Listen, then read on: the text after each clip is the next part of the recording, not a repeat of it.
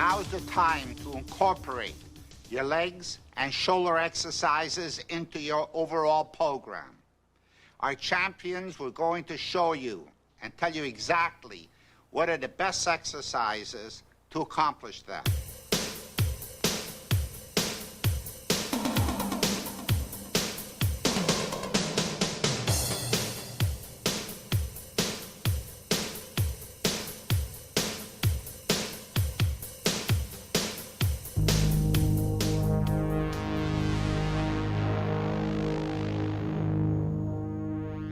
Quadriceps are a four-headed muscle, which is located in front of the thigh. It originates at the pelvis and attaches below the knee. The main function of the quadriceps are to straighten the leg. The quadriceps femoris, four muscles on the anterior thigh, extend the leg. The sartorius, which passes obliquely across the anterior thigh, extends and flexes the thigh. The basic one-joint isolation movement for the quadricep involves the straightening of the lower leg, with the knee joint as the primary point of rotation. The leg straightens and extends without any involvement of the hip joint, glutes, or the hamstrings. The basic two-joint movement for quadriceps is the press. It involves both the knee joint area and the hip area as well. Leg exercises include leg press and various types of squats. Actually, the leg press exercise involves a lot of different muscles, affecting it to a different degree depending on where you are in your range of movement. In the upper part of the range of motion, down to the point where the knee is bent at about a 90-degree angle, the primary stress is on the quadricep. As you go lower than this, the knee bends even more. The stress shifts back to the hamstrings at the back of the leg. At the lowest position, the glutes end up doing most of the work. Some bodybuilders have achieved the proportions which allow them to do heavy leg press and squat movements through a very long range of motion without damage to the knee. But for most of you, heavy quadriceps training should be done through a more limited range of motion. Go down only to the point where the knee is at a 90-degree angle. At this point, the thighs are parallel to the floor. The back of the leg can then be worked with different exercises like hack squats. Hack squats use the lower range of motion with much lighter weights to protect the knee.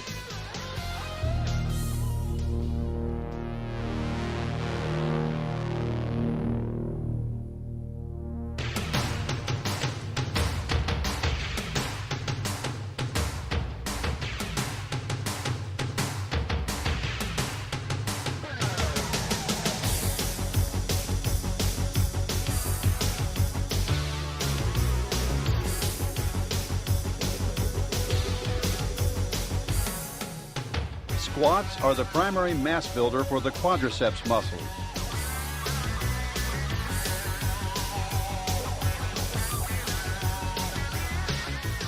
For best results, stand with your feet wide enough apart for good balance, toes pointed forward, and when you do your squats, keep your head up and back straight. Try not to bend forward from the waist.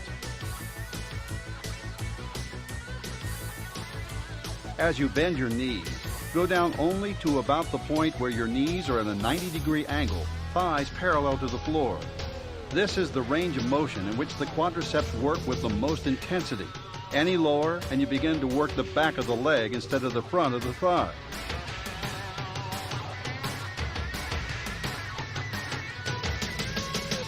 At the bottom of the movement, come to a complete stop, then press back up again to the starting position. Don't bounce at the bottom or try to press upward before you come to a stop. Squats give you great results, but doing an exercise with a heavy barbell balanced across the back of your shoulders means you have to concentrate extra hard on strict technique, complete balance, and full control. One of the exercises where we see a number of injuries is the squat, and the reason being is people forget that the head is the center of balance in their body. When they allow their head to tilt forward, it changes the spinal curvature all the way down, changes their pelvic angle, and changes the whole biomechanics of that particular lift. For instance, if I'm doing a squat and I tilt my head down, my ankles may have a tendency to invert or evert. If they invert, then what happens is my kneecaps may start to move towards each other, and that can cause a strain on the ligaments and cartilage in the inner knee. Now with my head tilting forward even more, my pelvis angle changes and I lose that proper lumbar lordotic curve, or that curve in my low back that keeps my back powerful and strong during the biomechanics of that lift. So what I've done with this simple change in head positioning, I bowling balled my head forward, changed the angle that my shoulders are so I'm not supporting the bar properly. My whole spinal curvature has changed, my pelvic angle has changed, my knees are now valgusing or going towards the center, and my ankles are starting to spin under me. This is injury in the making.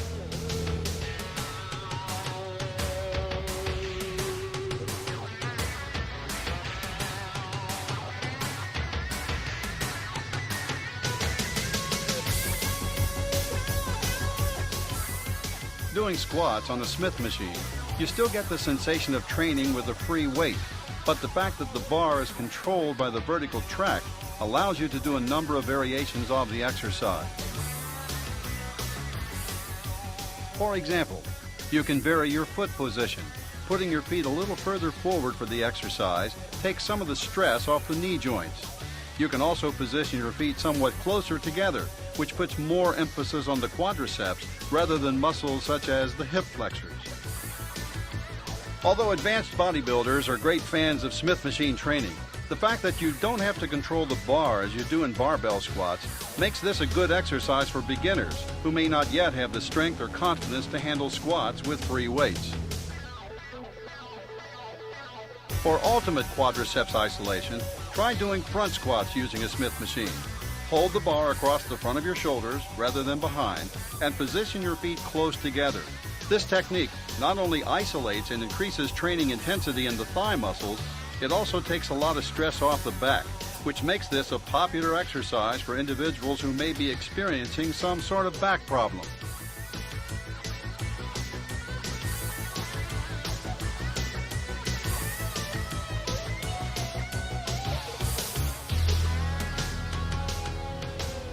You may consider using a weight belt when you're doing squats in order to stabilize a low back, especially if you have a weak low back area.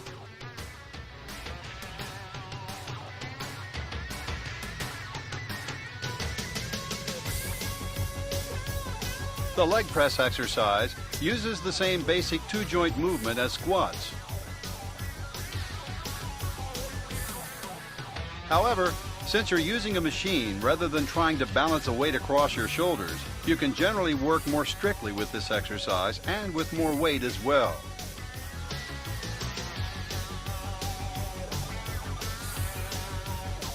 As with Smith machine squats, leg press machines allow you the option of varying your foot position quite a bit.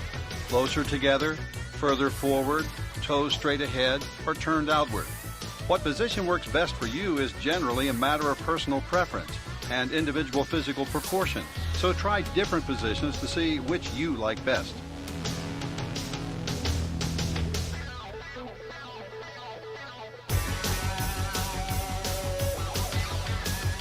There are many different kinds of leg press machines.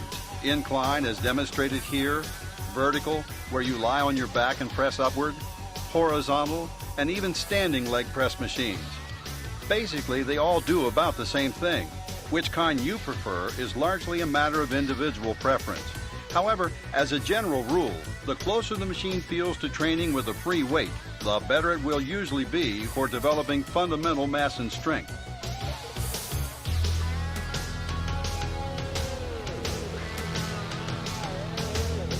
I double my weight on a leg press than I do with the squat because it is more of a controlled movement. You don't have to worry about balancing.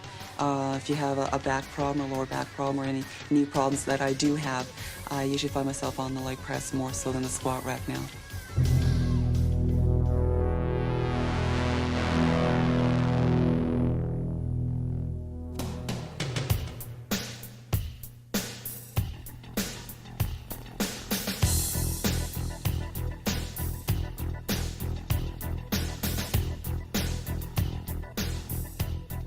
Leg extensions is one of the primary one-joint isolation exercises for the quadriceps. A basic function of the thigh muscles is simply to straighten the leg. That's what you do with leg extension. The exercise is really nothing more than straightening the leg against the appropriate amount of resistance. However, to get the most out of this exercise, concentrate on achieving a full peak contraction at the top of the movement. When your legs are straight and quads fully contracted, give a little extra crunch to work the muscles to the maximum. And during the negative part of the movement, don't just let the weight drop back to the starting position. Resist on the way down. In fact, you should lower the weight noticeably slower than you lifted it. To help get the separation into my quadriceps, I do a lot of extensions, leg extensions, and I make sure that I hold a peak at the top just to make sure you're squeezing everything at the top to get the separations and the cuts out in your legs, and a slower movement to let it down. So you're doing more so of a negative reaction on the down movement and blasting it out and holding that peak at the top.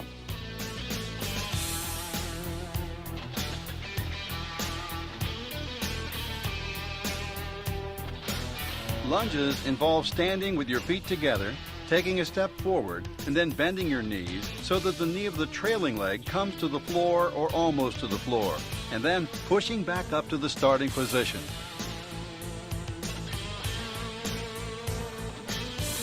Some bodybuilders like doing a full set of repetitions with one leg, then repeating the exercise with the other leg.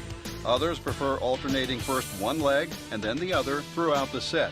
Either way works fine. It's mostly a matter of individual preference. You can do lunges holding a barbell across your shoulders or holding 2 dumbbells by your side, whichever you prefer.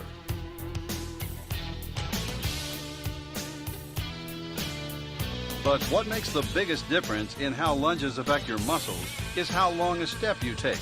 The shorter the step, the more you isolate the quadriceps, as with a leg extension. The longer the step, the more you bring the back of the leg into play, the glutes and the hamstrings.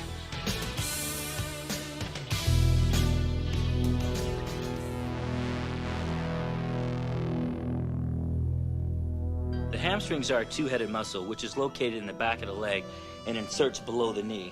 The main function of the hamstrings are to curl the leg. The biceps femoris is a two-headed muscle situated on the posterior and lateral aspect of the thigh. It flexes the leg and rotates it laterally. The gluteal muscles, which form the buttocks, adduct, rotate, and extend the thigh.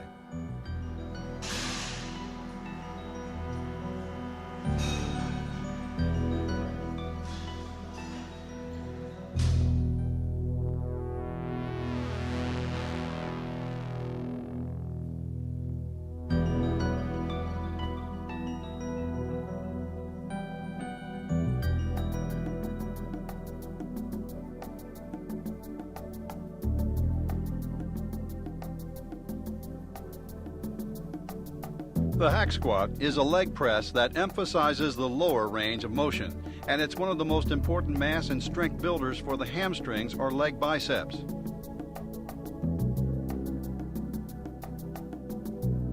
The lower you go in a leg press type movement, the more the back of the leg is brought into play.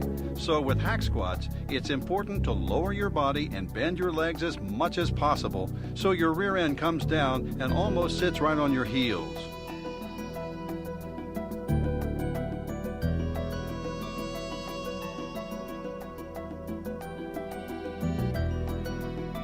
Of course, when your knees are bent to this degree, they are put under considerable stress, so it's important to use a light enough weight in this exercise so that you avoid undue wear and tear on the knee joints.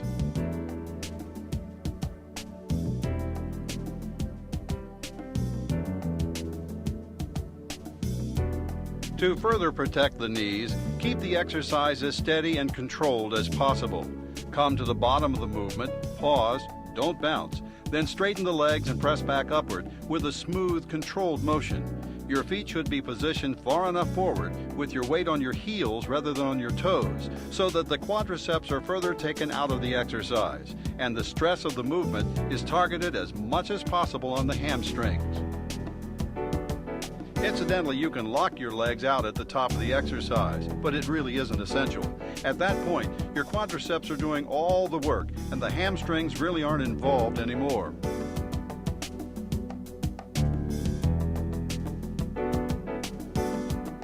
One series of muscles that tends to cramp up quite a bit is the back of the leg, the bicep femoris and the hamstrings. Because what happens is somebody is doing a lot of leg curls, really trying to build up that muscle group, and they don't stretch or relax the muscle at the end or termination of the exercise. They sit down and all of a sudden that muscle cramps up and they end up with a nice ball on the back of their leg. very painful and will be very quick to put somebody on the floor. The leg curl is a very effective one-joint isolation exercise for the leg biceps. A primary function of the hamstrings is to curl the leg, and that's exactly what you do with the leg curl exercise. Since this is an isolation rather than a power exercise, concentrate on smooth, continuous repetitions and strict technique rather than trying to lift heavy weight.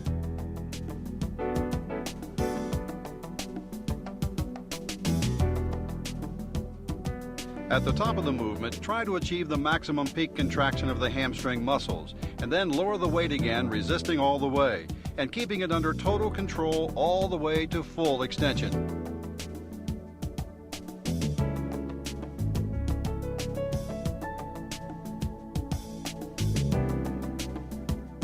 Again, go for the burn doing leg curls, the sensation that accompanies lactic acid buildup after a hard set, rather than trying to overpower the exercise. For further isolation and intensity, try doing leg curls one leg at a time on the appropriate type of machine, performing a full set of curls with one leg and then switching to the other leg and doing another full set without stopping to rest in between.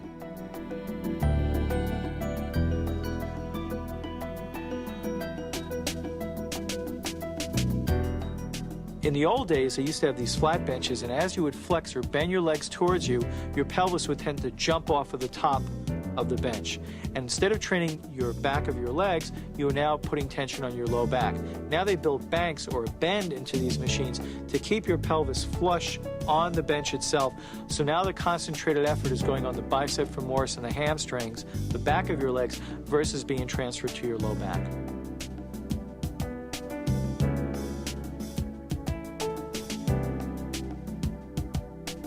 Stiff leg deadlifts are an often misunderstood exercise.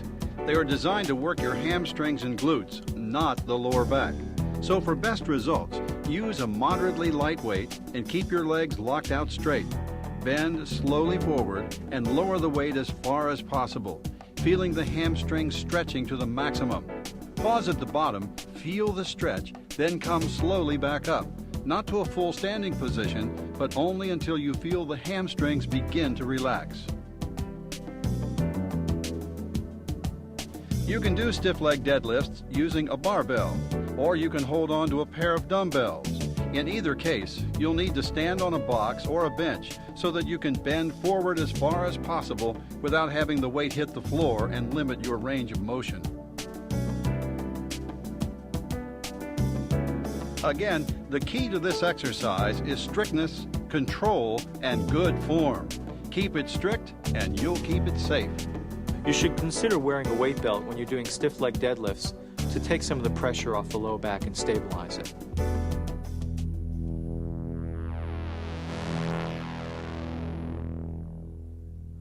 The glutes are involved in the movement of the thigh as well as keeping the body in an upright position. In terms of bodybuilding, it's best explained by example. Take a hold of something for support. Then squat all the way down to the ground, keeping your feet in a flat position. When your rear end is almost touching the floor, pause. Then, when you first begin to stand up, that very first movement, that's a direct action of the gluteus maximus.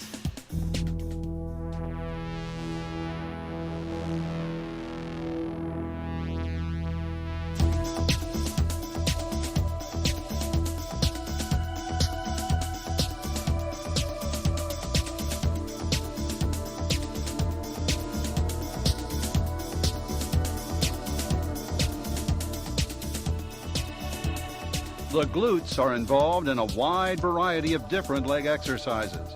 When you do squats or leg presses, you're working your glutes. When you do hack squats or long stride lunges, they come even more into play. However, you'll frequently see individuals in gyms, a majority of them usually women, doing various kinds of leg exercises with pulleys and cables and using exotic-looking machines in an effort to firm and tone their glutes. But these exercises are far less effective than the ones we've already illustrated, especially deep hack squats, where your rear end comes down and just about sits on your heels or touches the floor.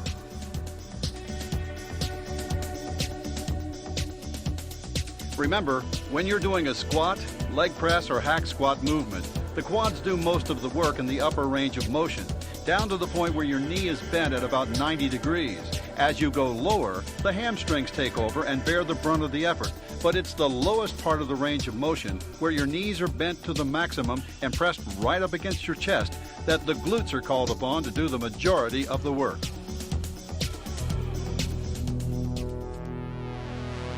Leg routine number 1. Barbell squats. 4 sets of 8 to 10 reps.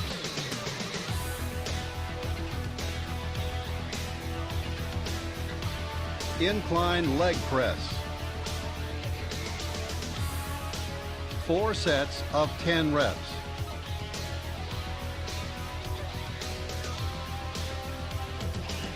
Hack squats. 4 sets of 10 to 12 reps.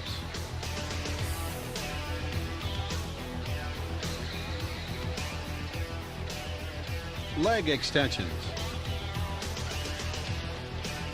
4 sets of 10 to 12 reps.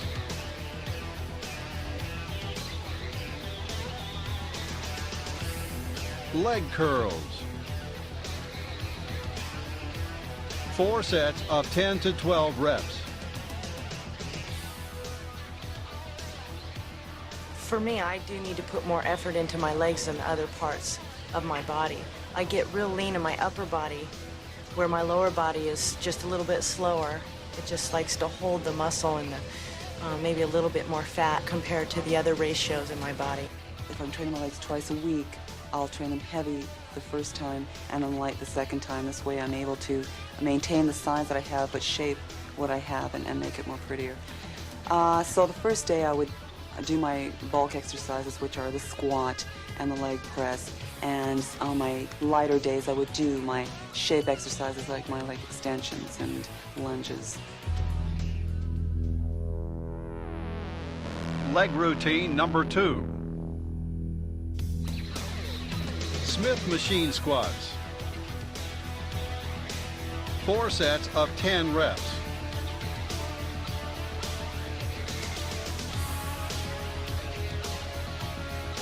Machine leg press.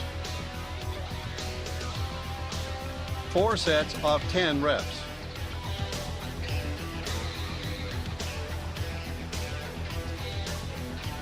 Lunges.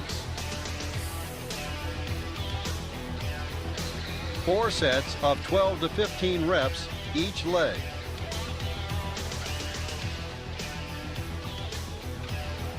One leg curls. 4 sets of 10 to 12 reps each leg.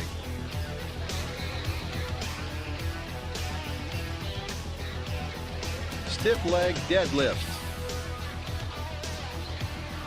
4 sets of 10 reps. In the beginning, back in 1986, Rich Gaspari came out with these impressive cut glutes that nobody else had. Now that's commonplace. People around the world, amateurs and professionals, are now getting these striated glutes. Renel Janvier and Andreas Munzer, it's very impressive if you have it. When I'm trying to gain more size, I will cut my workouts down. So if I'm concentrating on size, I'll train my legs once a week. Whereas if I'm pre-contest, say, or if I'm trying to put more shape into the legs, then I'll train them twice a week.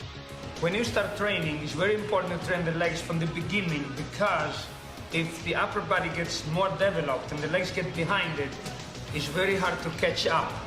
And that's why I train the legs from the beginning and keep the body parts equal in shape from the beginning.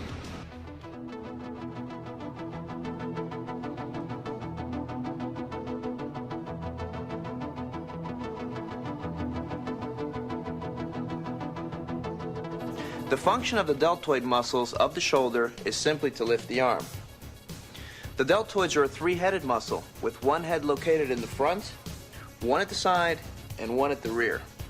These 3 heads, in combination with the fact that the shoulder joint is the most mobile in the body, allow the deltoids to rotate the arms a full 360 degrees. Unfortunately, though it is the most mobile, the shoulder joint is the least stable. Therefore, shoulder training has to be done carefully to avoid injury. The three-head deltoid muscle covers the shoulder joint ventrally, dorsally, and laterally. It flexes, extends, and rotates the arm medially and laterally.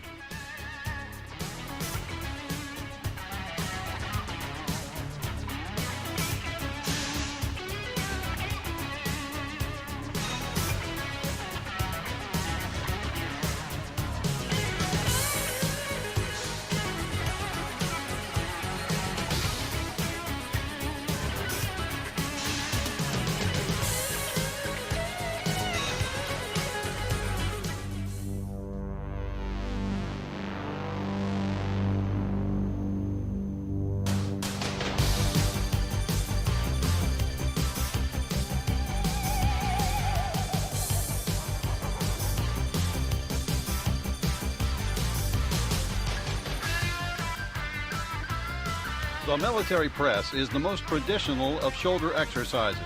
Individuals have probably been lifting objects overhead to develop and demonstrate strength since the dawn of history or before. You can picture cavemen hefting logs and rocks overhead to show off their physical prowess.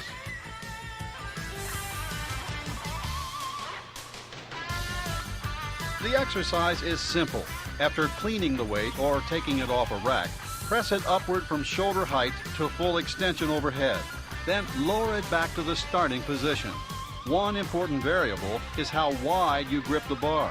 You need a wide enough grip to work the shoulders without too much participation on the part of the triceps. Too narrow a grip tends to involve too much triceps rather than concentrating fully on the shoulders. Lifting a weight overhead, balance and coordination are extremely important. Lift the bar smoothly and under full control. Never jerk or throw the weight around. When you're doing front presses or military presses, you're working more on just your front head of your delts when you're working out. Then when you get to use dumbbells, you get more freedom of motion to work, each arm individually, plus you can rotate the arms in different ways where you can get a different feel on the deltoid, working the side and also the front. One of the things you run into is shoulders. Some people start to get a sharp pain inside their shoulder. And they say, gee, I can't work my shoulders anymore. What you may want to try and do is switch to dumbbells and just slightly change the biomechanics of how you're lifting and moving the weight up and down. And you may find that angle that'll work for you that will still allow you to train your shoulders very effectively.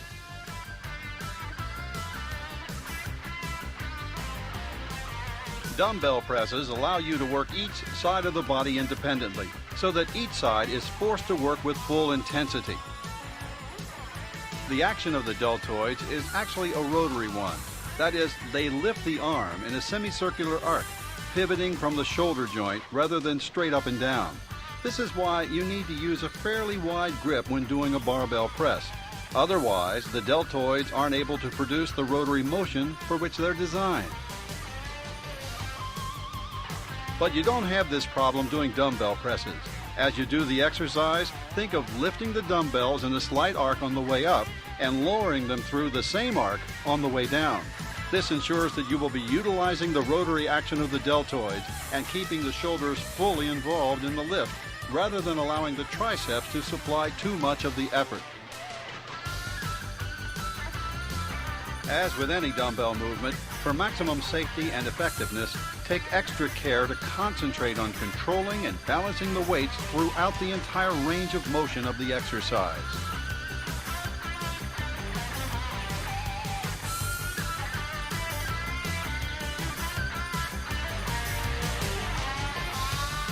Behind the neck presses are a very strict form of barbell press. When you do this movement seated on a bench, there's almost no way you can cheat or recruit extraneous muscles to help with the lift. So you should rely on strict technique and form doing this movement, rather than trying to use it as a mass and strength exercise. The behind the neck press is very popular with a great many bodybuilders. and it can be very beneficial to the development of your deltoids. However, rotating the shoulders to the rear like this puts them under a lot of additional stress. So be sure not to use too much weight in this movement when you first begin doing it. And if behind the neck presses cause you any shoulder pain, you should consider substituting some other exercise in your shoulder training program. I prefer doing behind the neck presses, but I've had a lot of problems with behind the neck presses where I've had shoulder injuries, also tendonitis. So it is a type of exercise that you have to watch doing, you know, because a lot of people have problems with that because you're such in an awkward position with the elbows back that it does put a lot of stress on the shoulder joint itself. But it is a really good exercise for, you know, hitting the deltoids.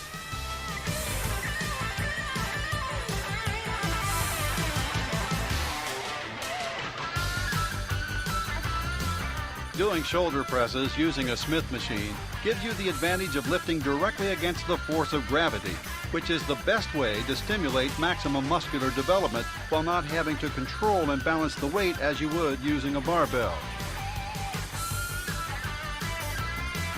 The Smith machine allows for very strict technique. It's particularly good for extending your range of motion, dropping the weight down lower than you would with a barbell, or doing partial reps, working with a shorter range than you would using a free weight. With the Smith machine, you can do military presses or behind the neck presses with equal facility. In fact, it's particularly effective for behind the neck presses because having the weight fixed in vertical tracks reduces the stress on the shoulder joint and therefore reduces the chance of injury to the deltoids. Smith machine presses are not by and large a substitute for barbell presses, but they make an excellent alternative.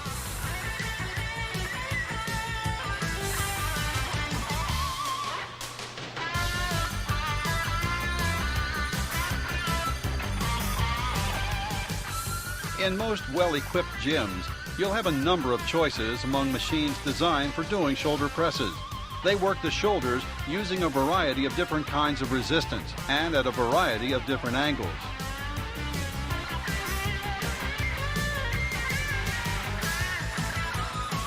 As a rule, machines are most useful for doing strict full range of motion movements, using moderately light weights and keeping your repetitions relatively high.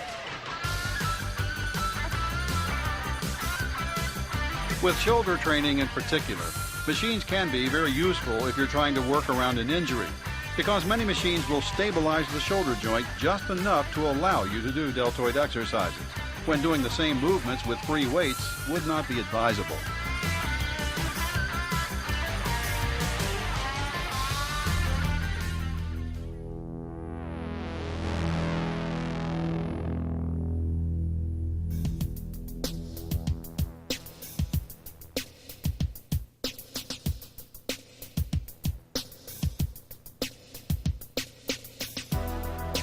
Dumbbell laterals are a one-joint isolation exercise in which the deltoids work directly through the rotary range of motion they were designed for. To train the side deltoids, you need to lift the weights directly out to each side, with your arms almost fully extended. You should feel the rotation of the shoulder joint with the weights moving in an arc rather than being lifted upward in a straight line. As you lift, concentrate on keeping the palms face down toward the floor. In fact, if you pronate your wrist slightly, that is, turn your hand so that your thumbs move downward, almost like pouring water from a kettle, you'll be able to isolate the side delts that much more specifically.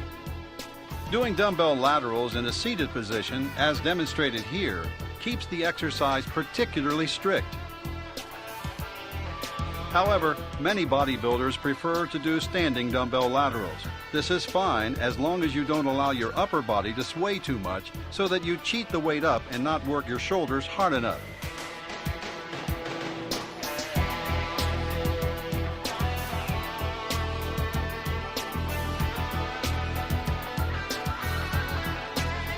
Either way, concentrate on the motion of the deltoids and in keeping the exercise as strict and technically correct as possible.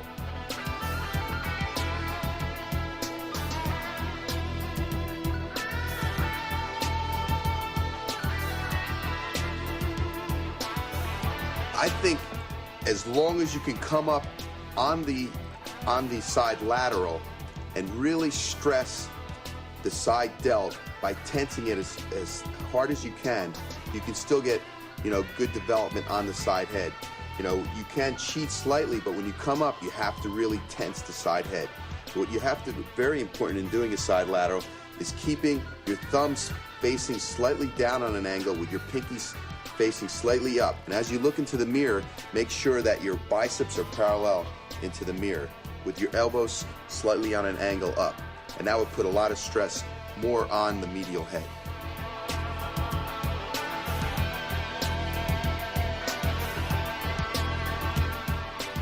One-arm dumbbell laterals are done using the same form as regular dumbbell laterals, except that you work only one side of the body at a time.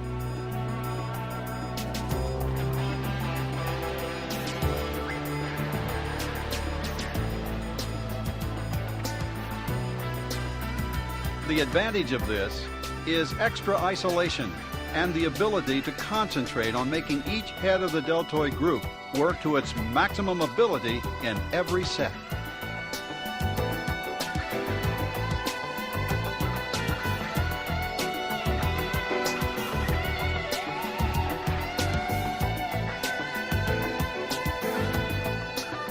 Cable laterals are an even stricter form of lateral exercise. Pulling against a cable, you can generate an even, continuous tension throughout the entire range of motion of the exercise. And cheating is much more difficult when you're using cables rather than free weights.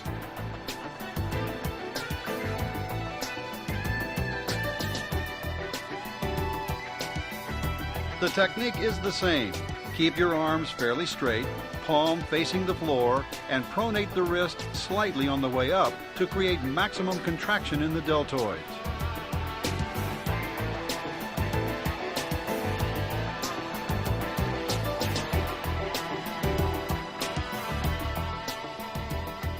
There are actually a number of ways of doing cable laterals. The cable can cross in front of you or behind you, or you can position yourself to the side of the pulley and lift your arm straight up to the side.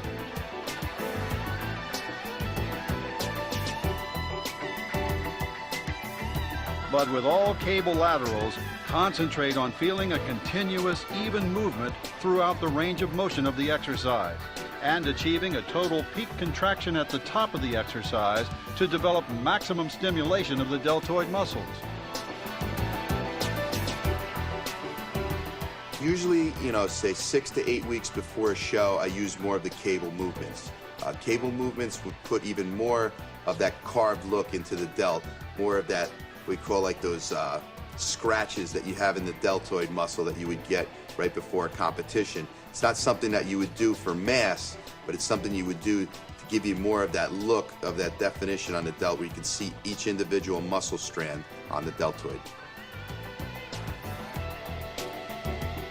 Machine laterals work the deltoids with the resistance mechanism rotating to correspond to the rotational action of the shoulder joint itself. Again, this is not a mass builder, but best for moderate weight, relatively high rep or very high rep pumping sets at the end of your shoulder workout.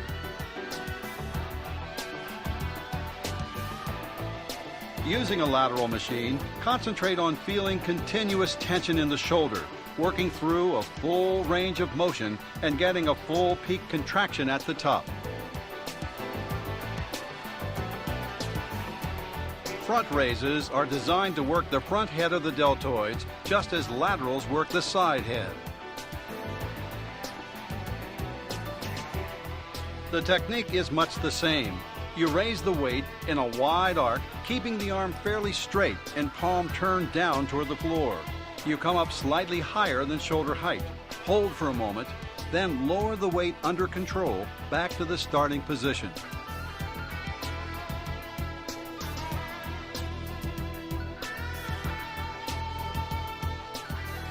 One mistake that's frequently made with front raises is lifting the weight too far out to the side. You don't actually want to lift it straight up from the shoulder. Instead, bring the dumbbell in slightly toward the center line of your body until you feel the front head of the deltoid doing most of the work.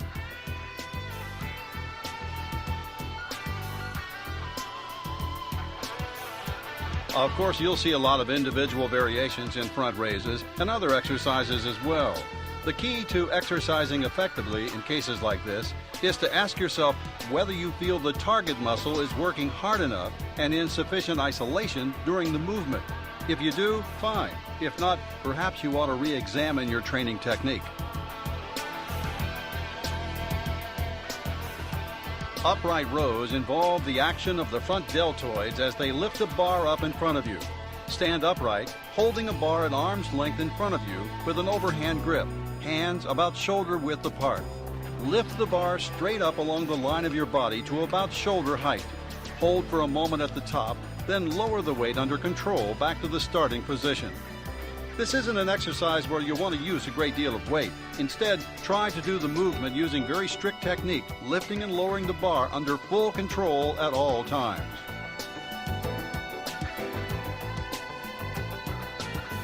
Bent over laterals are a lateral movement for the rear head of the deltoid. However, targeting the rear delts can be more difficult than trying to isolate and train the other deltoid heads. Therefore, a few technical tips are in order. When you bend over, stay bent over. Don't lift up as you raise the weights. And instead of lifting the dumbbell straight out to each side, bring them slightly forward during the movement, so they end up even with your head at the top rather than your shoulders. And as you lift, pronate your wrists. That is, turn your thumbs down fairly decisively to further involve the posterior head of the deltoids. Some bodybuilders prefer doing bent over laterals seated.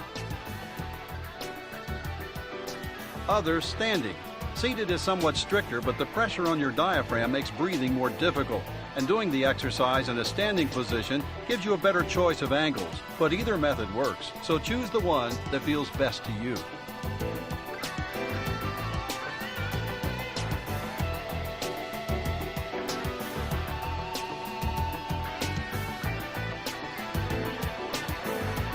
Bent over cable laterals are done very much like bent over dumbbell laterals. As you bend over and raise your arms to the side, the rear head of the deltoids is called upon to do most of the work in the lift. As with any other bodybuilding exercise, you'll make the fastest progress by learning to feel exactly which muscles are involved in any movement you're doing, and make whatever adjustments to form or technique are necessary to focus the maximum training intensity on the muscles you're trying to develop.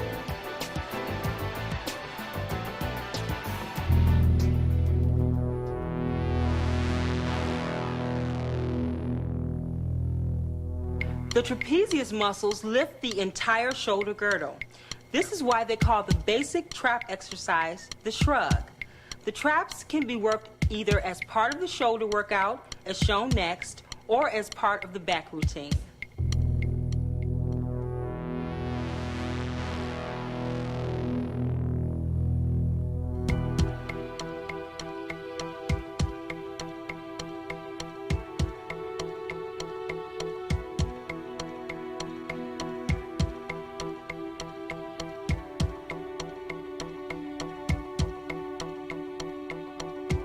The shrug movement is one of the simplest in bodybuilding. The basic function of the trapezius muscle is to lift the entire shoulder girdle. So to train traps, you simply take hold of a barbell, shrug your shoulders up toward your ears, hold the position of full contraction for a moment, then lower the weight back to the starting position.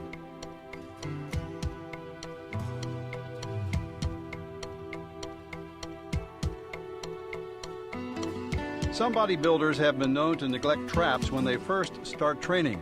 However, they generally run into trouble later on when they're forced to do trapezius training on a priority basis to try and catch up.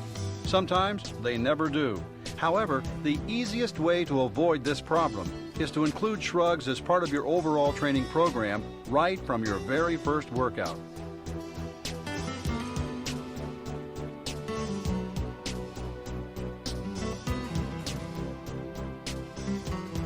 One alternative to barbell shrugs is to do shrugs using dumbbells for resistance.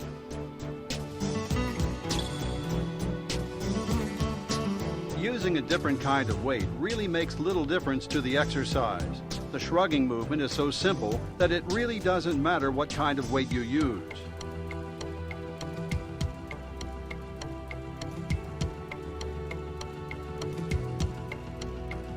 Using dumbbells may be more convenient if you have a rack of heavy dumbbells right in front of you to choose from. However, as you get stronger in this exercise, you may find you're using such heavy poundages that it's a lot easier to do the movement with a barbell using wrist straps than it is a pair of dumbbells.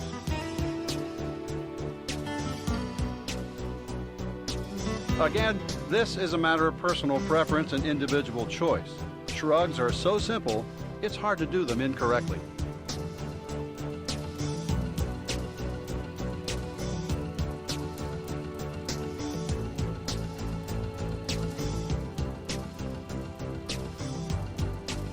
Cables are a highly versatile type of exercise equipment. In fact, cables were one of the first sophisticated training devices developed for the modern gym. Gravity works up and down, but using a cable and pulleys, you can change the angle of resistance from vertical to horizontal or anywhere in between.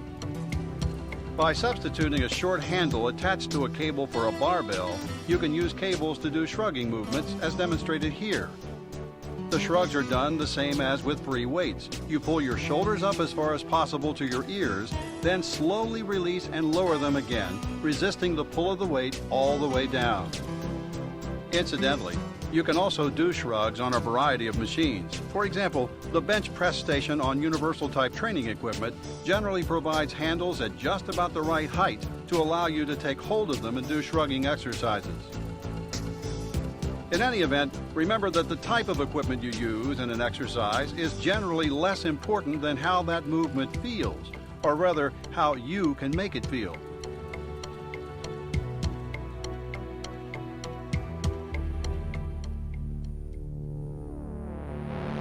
Shoulder routine number 1. Behind the neck barbell press. 4 sets of 10 reps.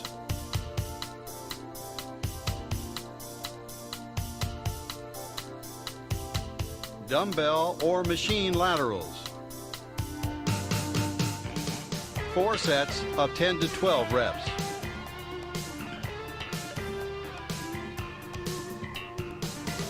Front dumbbell raises. 4 sets of 10 to 12 reps.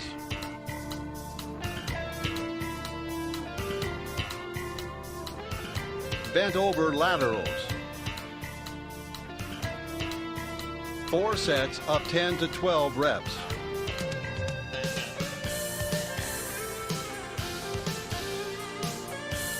Barbell shrugs. 4 sets of 10 reps.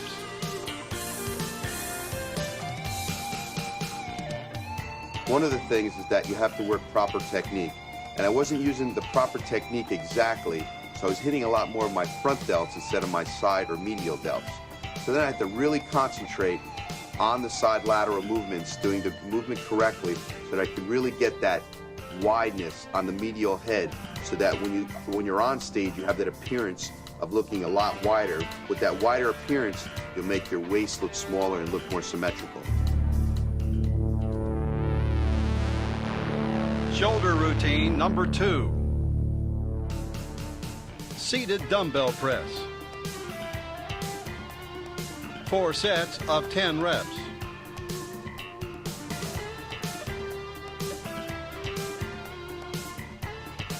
One-arm cable or dumbbell laterals. 4 sets of 10 to 12 reps.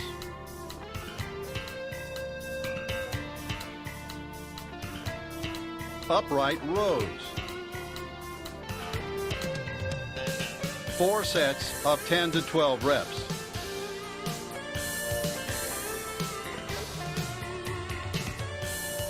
Bent over cable laterals. 4 sets of 10 to 12 reps.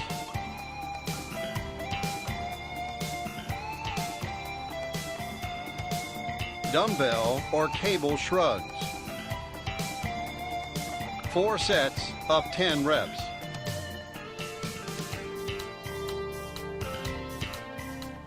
Now go for it.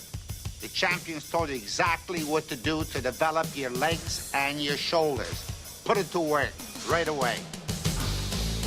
In the next tape, you're going to learn to put the final details to your bodybuilding program. You now know how to develop mass and power and size into your total body. However, you have to detail it and perfect it by developing your calves, forearms, and midsection. These three parts have to be highly and fully developed in order to develop a perfect shaped body. We all start skinny or fat or somewhere in between, but basically we don't like the way that we look now. But then you have the choice to do something about it. Start it and finish it. Do it on a regular basis. Just go out and do it.